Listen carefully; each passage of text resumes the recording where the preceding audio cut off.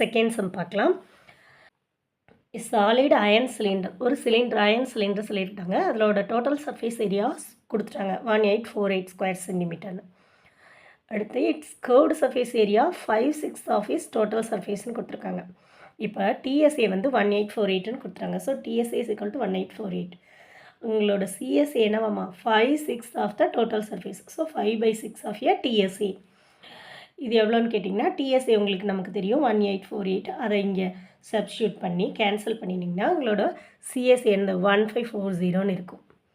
Next என்ன பண்ணணும், the difference between the CSA and TSA of a cylinder. இது வந்து பேஜ் நம்பர் 273ல் ஒரு சிலிண்டருக்கு சிஎஸ்ஏக்கும் டிஎஸ்ஏக்கும் டிஃப்ரென்ஸ் என்னன்னு கொடுத்துருக்காங்க, 2πr² கொடுத்துருக்காங்க.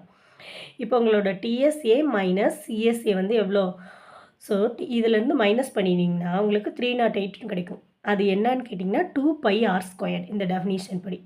இப்போ 2πr² வந்து 308னா இப்போ பைக்கு வேல்யூ சப்ஸ்டியூட் பண்ணிங்கன்னா உங்களோட ஆரோட வேல்யூ ஃபைண்ட் அவுட் பண்ணிடலாம்.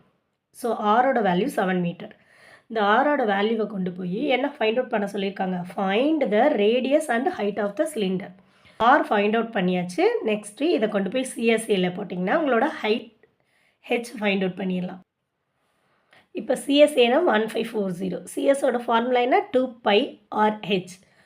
ஸோ இதுக்கு வேல்யூஸ் எல்லாம் சப்ஸ்டியூட் பண்ணி கேன்சல் பண்ணிங்கன்னா உங்களோட ஹெச்சோட வேல்யூ என்ன 35 மீட்டர். ஸோ இடையில ஸ்டெப்ஸ் எல்லாம் போடுங்க கண்டிப்பாக. தேங்க்யூ.